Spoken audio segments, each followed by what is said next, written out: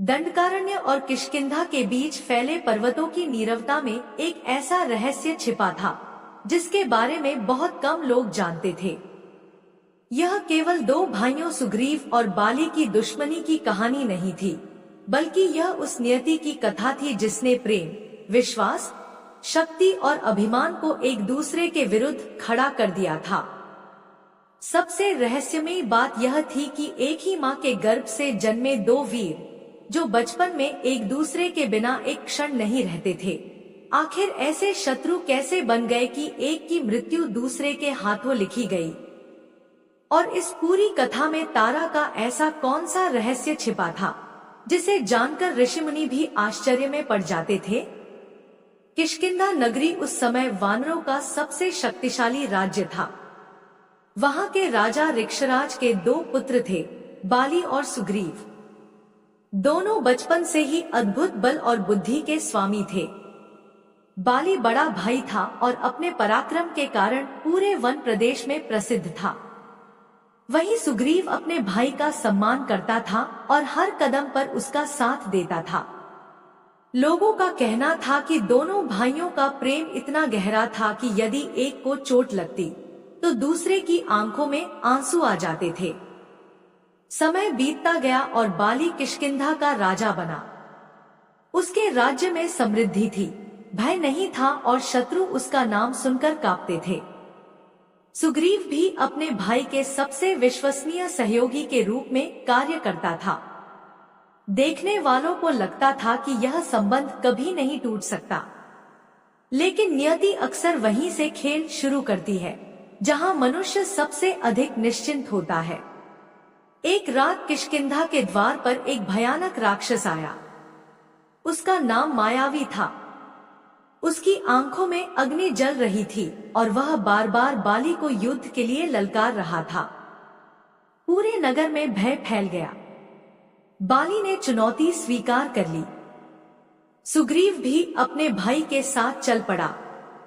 मायावी भागते हुए एक विशाल गुफा में घुस गया। गुफा इतनी अंधेरी थी कि भीतर कुछ दिखाई नहीं देता था। बाली ने सुग्रीव की ओर देखा और कहा, मैं भीतर जा रहा हूं, तुम बाहर पहरा देना। यदि मैं लौटूं तो स्वागत करना, और यदि कोई राक्षस बाहर निकले तो उसे रोकना। सुग्रीव ने सिर झुका दिया। बाली गुफा में प्रवेश कर गया। घंटे बीत गए, फिर दिन बीत गया, फिर कई दिन निकल गए। गुफा के भीतर से केवल युद्ध की गर्जनाएं सुनाई देती रहीं। सुग्रीव चिंतित था, लेकिन अपने भाई की आज्ञा का पालन कर रहा था। फिर एक दिन अचानक गुफा के भीतर से भयानक चीख सुनाई दी। उसके बाद रक्त की धारा बाहर बहने लगी। वह दृश्य इतना भयावह था कि सुग्रीव का हृदय कांप उठा। उसे लगा कि बाली मारा गया है और अब वह राक्षस किसी भी क्षण बाहर निकल सकता है। अपने राज्य और प्रजा की रक्षा के लिए उसने एक विशाल शिला उठाई और गुफा का द्वार बंद कर दिया। उसके मन में कोई छल नहीं था। वह रोता हुआ किष्किंधा लौटा और सबको यह दुखद समाचार सुनाया। प्रजा शोक में डूब गई। राज्य को राजा की आवश्यकता थी। मंत्रियों ने आग्रह करके सुग्रीव को सिंहासन पर बैठा दिया, लेकिन कहानी यहीं समाप्त नहीं हुई। कुछ समय बाद वह घटना हुई जिसने इतिहास बदल दिया। एक दिन अचानक किष्किंधा के द्वार पर एक गर्जना गूंजी। पूरी नगरी कांप उठी। जब लोग बाहर आए तो उनके पैरों तले जमीन खिसक गई। बाली जीवित था। वह रक्त से लथपथ, क्रोध से भरा और प्रतिशोध की अग्नि में जलता हुआ वापस लौटा था। उसने देखा कि उसका भाई सिंहासन पर बैठा है। उसे किसी ने समझाने की कोशिश नहीं की। उसके मन ने पहले ही निर्णय ले लिया था कि सुग्रीव ने विश्वासघात किया है। बाली को लगा कि उसके भाई ने जानबूझकर गुफा बंद कर दी थी ताकि वह मर जाए और स्वयं राजा बन सके। यहीं से वह बीज बोया गया जिसने आगे चलकर दुश्मनी का विशाल वृक्ष बना दिया। सुग्रीव लाख समझाता रहा कि उसने ऐसा भय और भ्रम में किया था, लेकिन बाली सुनने को तैयार नहीं था। क्रोध मनुष्य से उसकी विवेक शक्ति छीन लेता है। बाली ने सुग्रीव को राज्य से निकाल दिया। इतना ही नहीं, उसने उसकी पत्नी रूमा को भी अपने अधिकार में ले लिया। सुग्रीव अपमानित होकर ऋष्यमुख पर्वत पर चला गया, जहां बाली प्रवेश नहीं कर सकता था क्योंकि उसे एक ऋषि का श्राप प्राप्त था। लेकिन इस कहानी का सबसे रहस्यमयी पात्र अभी सामने आना बाकी था। वह थी तारा। तारा केवल बाली की पत्नी नहीं थी, वह अद्भुत बुद्धिमत्ता, दूरदर्शिता और आध्यात्मिक शक्ति की स्वामिनी थी। कहा जाता था कि देवताओं ने उसे विशेष उद्देश्य से पृथ्वी पर भेजा था। जब भी बाली कोई निर्णय लेता, तारा उसके परिणामों को पहले ही समझ लेती थी। कई बार उसने बाली को चेतावनी दी कि क्रोध में लिया गया निर्णय विनाश का कारण बनता है। लेकिन बाली अपने बल पर इतना गर्व करने लगा था कि उसने सलाह सुनना लगभग बंद कर दिया था। तारा ने सबसे पहले समझ लिया था कि सुग्रीव ने धोखा नहीं दिया था। उसने बाली से कहा था कि यदि सुग्रीव को राज्य चाहिए होता तो वह वर्षों तक भय में नहीं जीता। यदि उसके मन में विश्वासघात होता तो वह बार बार तुम्हारे सामने क्षमा मांगने नहीं आता। लेकिन बाली के भीतर बैठा संदेह हर तर्क को नकार देता था। समय बीतता गया। एक दिन तारा ने एक विचित्र स्वप्न देखा। उसने देखा कि आकाश में एक दिव्य धनुष चमक रहा है। एक तेजस्वी पुरुष वन में प्रवेश कर रहा है। उसके चरणों के स्पर्श से धरती प्रकाशित हो रही है और उसके एक बाण से किष्किंधा का भाग्य बदलने वाला है। तारा घबराकर उठ बैठी। उसने तुरंत बाली को यह स्वप्न बताया, लेकिन बाली हंस पड़ा।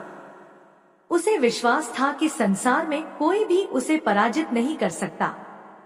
उसे ब्रह्मा से वरदान प्राप्त था कि जो भी उसके सामने युद्ध करेगा, उसकी आधी शक्ति बाली में समा जाएगी।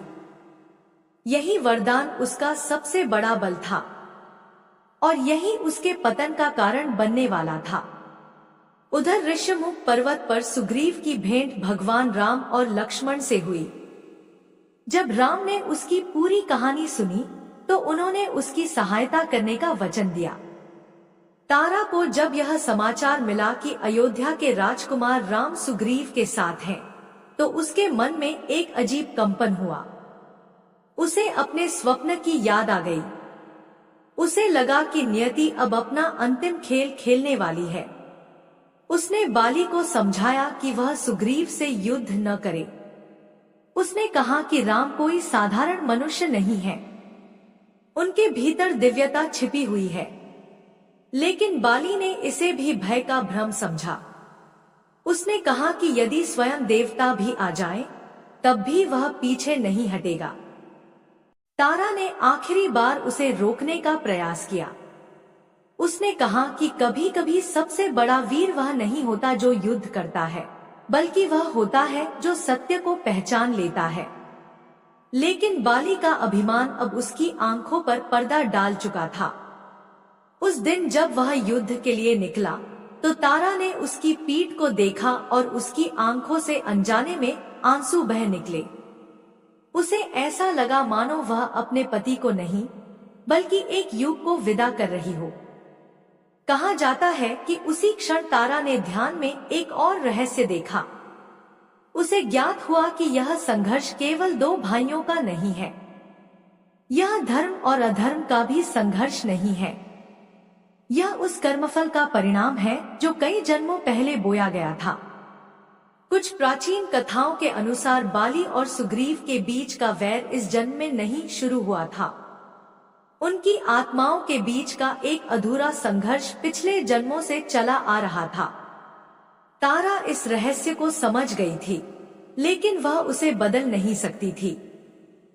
नियति का चक्र घूम चुका था और जब नियति चल पड़ती है, तब सबसे बुद्धिमान व्यक्ति भी केवल उसका साक्षी बन जाता है। दोस्तों, वीडियो में आगे बढ़ने से पहले आपसे अनुरोध है कि वीडियो को लाइक और चैनल भक्तिफ्लो 51 को भी सब्सक्राइब करते चले।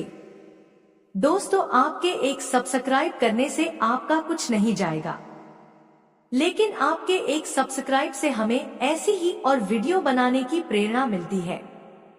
तारा के मन में उठ रही आशंकाएं अब केवल एक पत्नी की चिंता नहीं रह गई थी। उन्हें ऐसा महसूस होने लगा था कि किष्किंधा के ऊपर कोई अदृश्य छाया मंडरा रही है। रात के समय जब पूरा राजमहल सो जाता, तब तारा महल की सबसे ऊंची प्राचीर पर खड़ी होकर आकाश को निहारा करती थी। तारों की चाल, चंद्रमा की स्थिति और जंगलों में उठने वाली रहस्यमयी ध्वनियां उसे किसी आने वाली घटना का संकेत देती प्रतीत होती थी। उधर बाली अपने पराक्रम के मद में डूबा हुआ था। उसके मन में एक ही बात घूम रही थी, सुग्रीव ने उसे धोखा दिया है। यही विचार धीरे धीरे उसके हृदय में विष बनकर फैलता जा रहा था। जो भाई कभी उसके लिए प्राण देने को तैयार रहता था, अब उसी का नाम सुनते ही बाली की आंखों में क्रोध की अग्नि जल उठती थी। एक रात बाली को भी एक विचित्र स्वप्न आया। उसने देखा कि वह एक विशाल पर्वत की चोटी पर खड़ा है। उसके हाथ में गदा है और चारों ओर उसकी विजय के जयकारे गूंज रहे हैं। अचानक पर्वत के नीचे से एक काला धुआं उठने लगता है। वह धुआं धीरे धीरे पूरे आकाश को ढक लेता है। फिर उस धुएं के बीच से एक चमकता हुआ बाण निकलता है और सीधे उसके हृदय की ओर बढ़ने लगता है। बाली ने उस बाण को रोकने की बहुत कोशिश की, लेकिन वह बाण रुकता नहीं। जैसे ही वह बाण उसके सीने को छूने वाला था, उसकी नींद खुल गई।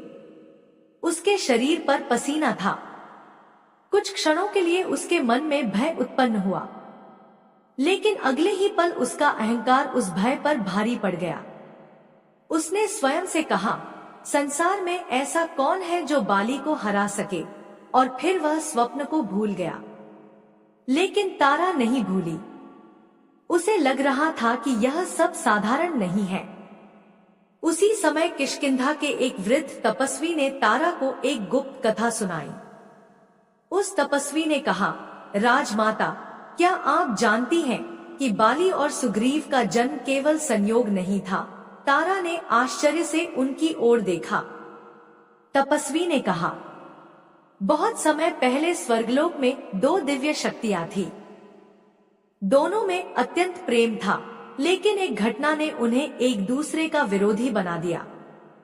उस अधूरे संघर्ष को समाप्त करने के लिए उन्हें पृथ्वी पर जन्म लेना पड़ा।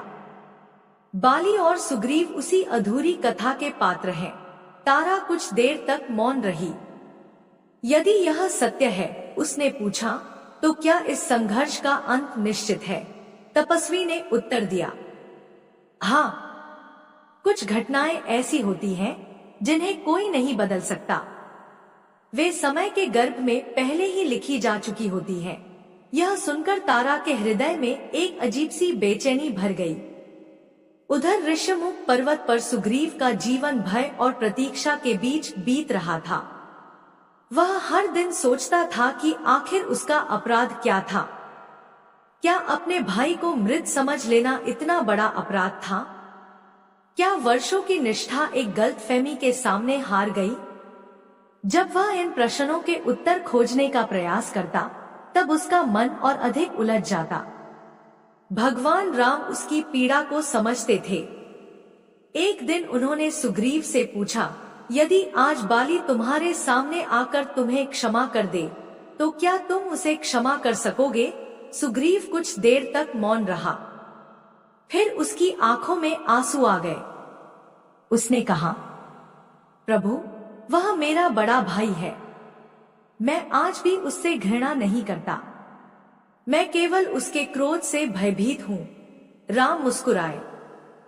उन्हें समझ आ गया कि सुग्रीव के हृदय में अभी भी भाई के प्रति प्रेम जीवित है, लेकिन नियति की दिशा कुछ और थी। इसी बीच एक और रहस्य धीरे धीरे सामने आने लगा। कहा जाता है कि तारा केवल बुद्धिमान ही नहीं थी, बल्कि उसे भविष्य की झलक देखने की शक्ति भी प्राप्त थी। यह शक्ति उसे किसी वरदान के रूप में मिली थी, लेकिन इस शक्ति की एक शर्त थी। वह भविष्य को देख सकती थी, लेकिन उसे बदल नहीं सकती थी। यही कारण था कि वह जितना अधिक आने वाली घटनाओं को समझती थी, उतना ही अधिक दुखी होती जाती थी। एक दिन उसने ध्यान में देखा कि किष्किंधा के ऊपर एक विशाल गरुड़ मंडरा रहा है। उसके पंजों में एक सर्प फंसा हुआ था। गरुड़ आकाश की ओर उड़ रहा था, जबकि सर्प नीचे गिरने के लिए संघर्ष कर रहा था। तारा इस प्रतीक का अर्थ समझ नहीं पाई। उसने राजपुरोहितों से इसका अर्थ पूछा। उनमें से एक वृद्ध ऋषि ने कहा, गरुड़ दिव्य शक्ति का प्रतीक है और सर्प अहंकार का। जब दिव्य शक्ति सक्रिय होती है, तब अहंकार चाहे कितना भी बलवान क्यों न हो, उसका अंत निश्चित हो जाता है। तारा का चेहरा पीला पड़ गया। उसे ऐसा लगा जैसे यह संकेत सीधे बाली के लिए है, लेकिन वह फिर भी मौन रही। कुछ समय बाद किष्किंधा में एक और विचित्र घटना हुई। राजमहल के प्रांगण में स्थित एक प्राचीन वटवृक्ष अचानक सूखने लगा। वह वृक्ष सदियों पुराना था। कहा जाता था कि जब तक वह वृक्ष हरा रहेगा, तब तक राज्य सुरक्षित रहेगा।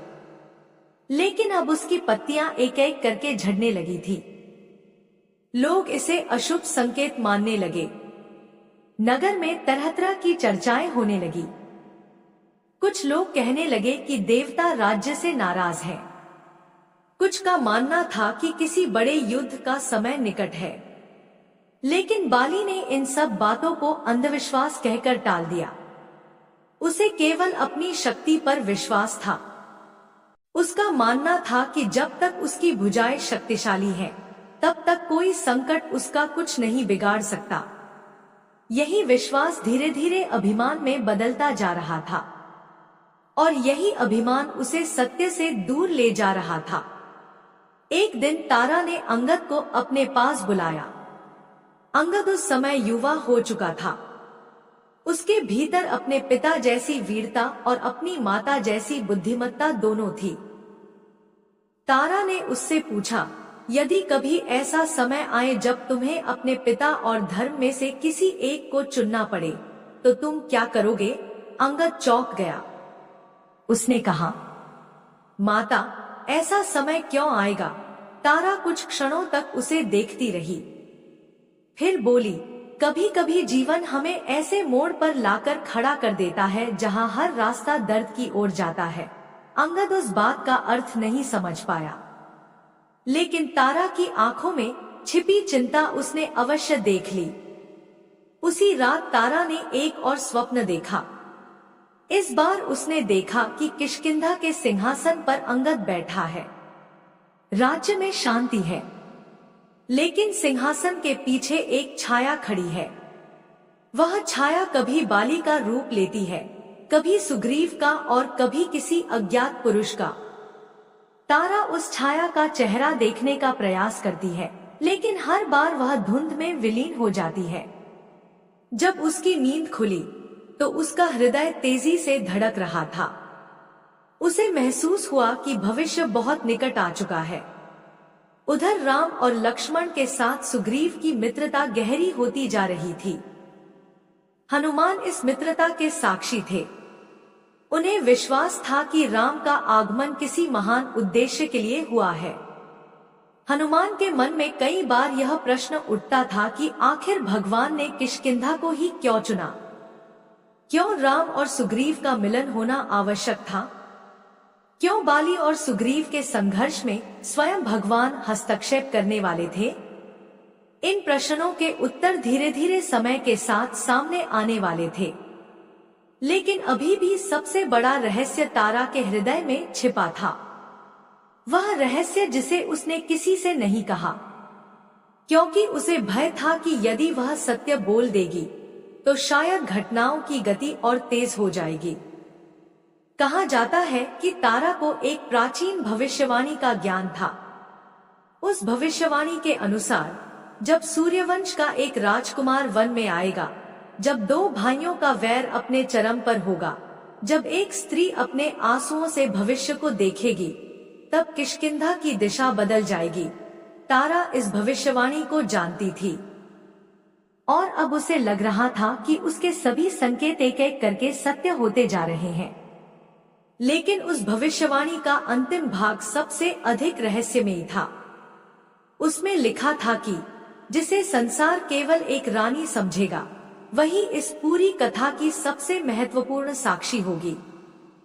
उसके निर्णय आने वाले युगों को प्रभावित करेंगे। तारा बार बार सोचती थी कि इसका अर्थ क्या है।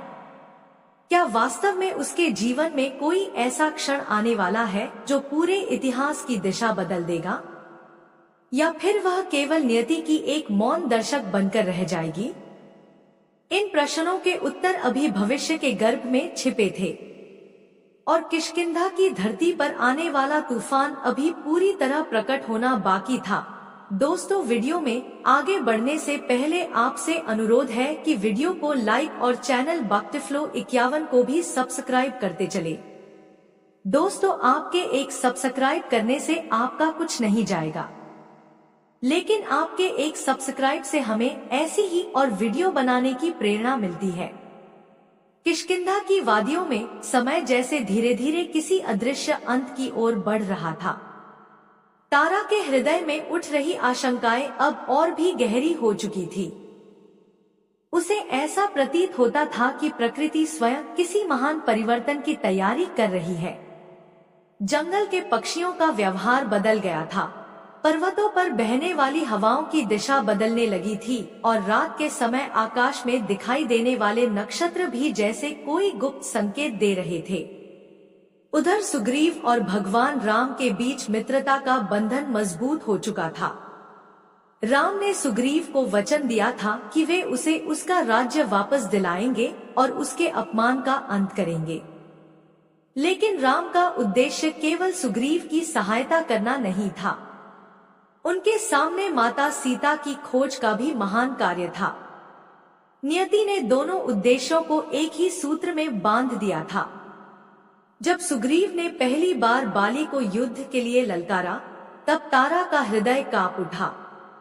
उसने तुरंत बाली को बुलाया और कहा, स्वामी, मुझे यह युद्ध साधारण नहीं लगता। सुग्रीव कभी भी बिना किसी बड़े सहारे के आपको चुनौती नहीं देगा। उसके पीछे कोई असाधारण शक्ति अवश्य है। बाली हंस पड़ा। तारा, क्या तुम भी अब सुग्रीव से डरने लगी हो? संसार जानता है कि बाली को कोई पराजित नहीं कर सकता।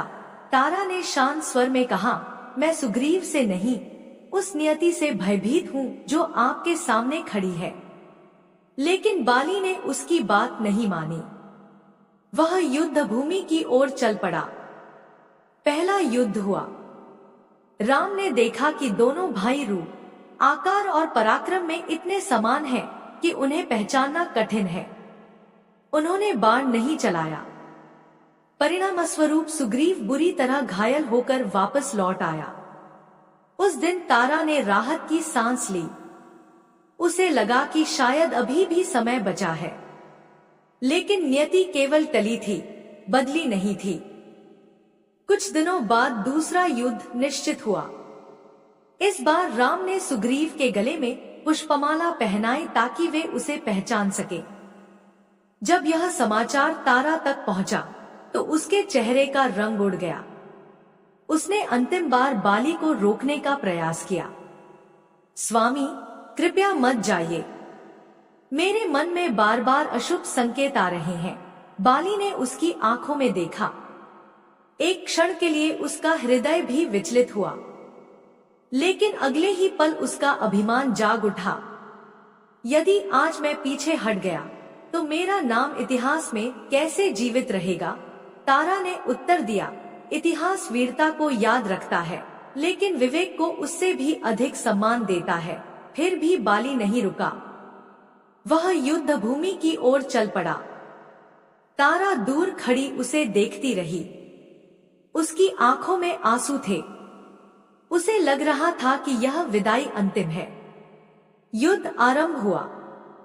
बाली और सुग्रीव की गदाएं टकराईं। धरती कांप उठी। पर्वतों से पत्थर टूटकर गिरने लगे। वन के पशु भय से भागने लगे। दोनों भाइयों का पराक्रम अद्भुत था। लेकिन इस बार वृक्षों की ओट में एक और शक्ति उपस्थित थी। वह थे भगवान राम। उन्होंने देखा कि बाली अपने वरदान के कारण लगातार सुग्रीव पर भारी पड़ रहा है। उसी क्षण उन्होंने अपना धनुष उठाया। धनुष की टंकार आकाश में गूंज उठी और फिर एक दिव्य बाण बिजली की गति से निकलकर बाली के वक्षस्थल में जा लगा। क्षण भर में सब कुछ बदल गया।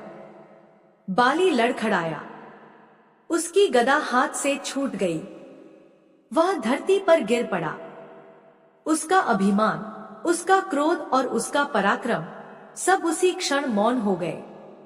जब तारा को यह समाचार मिला तो उसका संसार जैसे टूट गया। वह दौड़ती हुई युद्ध भूमि में पहुंची। वहां उसने अपने पति को घायल अवस्था में देखा। उसकी आंखों से आंसू बहने लगे, लेकिन बाली के चेहरे पर आश्चर्यजनक शांति थी। उसने पहली बार राम को देखा और उसी क्षण उसे सत्य का बोध हुआ। उसने समझ लिया कि उसके सामने कोई साधारण मनुष्य नहीं, स्वयं परमात्मा खड़े हैं। बाली ने राम से प्रश्न किया, प्रभु, आपने मुझे छिपकर क्यों मारा? राम ने धर्म का विस्तार से वर्णन किया। उन्होंने बताया कि बाली ने अपने छोटे भाई की पत्नी को अपने अधिकार में लेकर मर्यादा का उल्लंघन किया था। राजा होने के नाते उसका दंड आवश्यक था। बाली ने ध्यान से सब सुना। धीरे धीरे उसके भीतर का क्रोध समाप्त होने लगा। उसे अपने जीवन की गलतियां दिखाई देने लगी। उसने सुग्रीव की ओर देखा। वर्षों की दुश्मनी अचानक अर्थहीन लगने लगी। उसकी आंखों में पश्चाताप भर आया। भाई, उसने कहा, मैंने तुम्हें गलत समझा। सुग्रीव रो पड़ा। वह तुरंत बाली के चरणों में गिर गया। भैया, मैंने कभी आपका अहित नहीं चाहा। दोनों भाइयों की आंखों से आंसू बह रहे थे। वर्षों का वैर उस क्षण समाप्त हो गया, लेकिन यह मिलमिलाप बहुत देर से आया था। बाली का समय पूरा हो चुका था। उसने अंगद को अपने पास बुलाया। अंगद रो रहा था। बाली ने उसके सिर पर हाथ रखा। पुत्र, वीरता केवल शक्ति में नहीं होती। सच्चा वीर वही है जो धर्म का साथ दे। फिर उसने तारा की ओर देखा। उसकी आंखों में सम्मान था। तारा, तुम सही थी। मैंने तुम्हारी बात नहीं मानी। मेरा अभिमान ही मेरे पतन का कारण बना। तारा मौन खड़ी रही। उसके आंसू ही उसका उत्तर थे। कुछ ही क्षणों बाद बाली ने भगवान राम का स्मरण किया और अपने प्राण त्याग दिए। पूरा वन शोक में डूब गया। किष्किंधा में कई दिनों तक शोक मनाया गया, लेकिन जीवन रुकता नहीं। समय आगे बढ़ता है। बाली की मृत्यु के बाद सुग्रीव का राज्याभिषेक हुआ। वह किष्किंधा का राजा बना। अंगद युवराज घोषित किया गया। सब कुछ बदल गया था, लेकिन तारा का रहस्य अभी भी पूरी तरह समाप्त नहीं हुआ था। राज्याभिषेक के कुछ समय बाद एक दिन तारा अकेली बैठी थी। तभी वही वृद्ध तपस्वी उसके पास आए जिन्होंने वर्षों पहले भविष्यवाणी की बात कही थी। उन्होंने मुस्कुराकर कहा, अब क्या तुम्हें उस भविष्यवाणी का अर्थ समझ आया? तारा ने धीरे से सिर हिलाया। हाँ, मैं समझ गई हूँ कि मैं इस कथा की नायिका नहीं थी, बल्कि सत्य की साक्षी थी। तपस्वी बोले, यही तुम्हारी सबसे बड़ी भूमिका थी। यदि तुम न होती तो संसार कभी नहीं जान पाता कि बाली का पतन केवल राम के बाण से नहीं हुआ था। उसका पतन उसके अहंकार से हुआ था। तारा ने गहरी सांस ली। अब उसके मन में कोई प्रश्न नहीं था। उसे समझ आ चुका था कि नियति मनुष्य को अवसर अवश्य देती है, लेकिन निर्णय उसी के हाथ में छोड़ती है। बाली को भी अवसर मिला था। वह सुग्रीव को क्षमा कर सकता था। वह तारा की बात मान सकता था। वह अपने क्रोध पर विजय पा सकता था, लेकिन उसने ऐसा नहीं किया। और यही उसके जीवन का सबसे बड़ा मोड़ बन गया। समय बीतता गया। फिर वह दिन आया जब हनुमान माता सीता का समाचार लेकर लौटे। राम की सेना लंका की ओर बढ़ी। अंगद ने भी उस युद्ध में महान वीरता दिखाई। जब भी लोग उसकी प्रशंसा करते, तारा के चेहरे पर हल्की मुस्कान आ जाती। उसे लगता था कि बाली का पराक्रम अब उसके पुत्र के माध्यम से धर्म की सेवा कर रहा है। वर्षों बाद जब रामराज्य स्थापित हुआ और संसार में शांति फैल गई, तब भी किष्किंधा के लोग बाली और सुग्रीव की कथा सुनाया करते थे। लेकिन जो लोग केवल सतह पर देखते थे, वे इसे दो भाइयों की दुश्मनी की कहानी समझते थे। जो लोग गहराई से समझते थे, वे जानते थे कि यह कहानी वास्तव में 3 बातों की शिक्षा देती है। पहली, संदेह सबसे मजबूत संबंध को भी तोड़ सकता है। दूसरी, अहंकार सबसे बड़े वीर को भी पराजित कर सकता है। और तीसरी, सत्य को पहचानने वाली बुद्धि सबसे बड़ा वरदान है। तारा इसी बुद्धि का प्रतीक थी। वह जानती थी कि शक्ति क्षणिक है, लेकिन विवेक अमर है। इसी कारण आज भी जब रामायण की कथा कही जाती है, तो तारा का नाम केवल बाली की पत्नी के रूप में नहीं लिया जाता। उसे उस स्त्री के रूप में याद किया जाता है जिसने भविष्य को पहले ही देख लिया था, जिसने बार बार सत्य का मार्ग दिखाया था और जिसने अंत तक धर्म और विवेक का साथ नहीं छोड़ा। सुग्रीव और बाली एक ही माँ के बेटे थे, लेकिन उनके बीच दुश्मनी का कारण कोई साधारण घटना नहीं थी। वह गलतफहमी, संदेह, क्रोध और अभिमान की एक लंबी श्रृंखला थी। यदि उनमें से किसी एक ने भी समय रहते अपने मन का अंधकार दूर कर लिया होता, तो शायद इतिहास कुछ और होता। लेकिन शायद यही नियति थी, क्योंकि उसी दुश्मनी ने राम और सुग्रीव का मिलन कराया। उसी मिलन ने सीता की खोज का मार्ग खोला और उसी मार्ग ने लंका विजय और धर्म की स्थापना का इतिहास रचा। इस प्रकार तारा, बाली और सुग्रीव की यह रहस्यमय कथा केवल एक परिवार की कहानी नहीं रही, बल्कि यह युगों तक मानवता को चेतावनी देने वाली अमर गाथा बन गई कि जब विश्वास टूटता है तो भाई शत्रु बन जाते हैं, और जब विवेक सो जाता है तो सबसे शक्तिशाली व्यक्ति भी अपने ही कर्मों से हार जाता है। प्रिय दर्शकों, आज की वीडियो आपको कैसी लगी? आशा करते हैं कि आज की वीडियो आपको जरूर पसंद आई होगी। दोस्तों, आज की वीडियो आपको पसंद आई हो तो वीडियो को लाइक करें और कमेंट में जय श्री राम अवश्य लिखें। और ऐसी ही रहस्यमयी वीडियो देखने के लिए हमारे चैनल भक्तिफ्लो 51 को सब्सक्राइब करके बेल आइकन अवश्य दबाएं, ताकि ऐसी ही रहस्यमयी वीडियो आपके पास सबसे पहले पहुंच सके। जय श्री राम। धन्यवाद।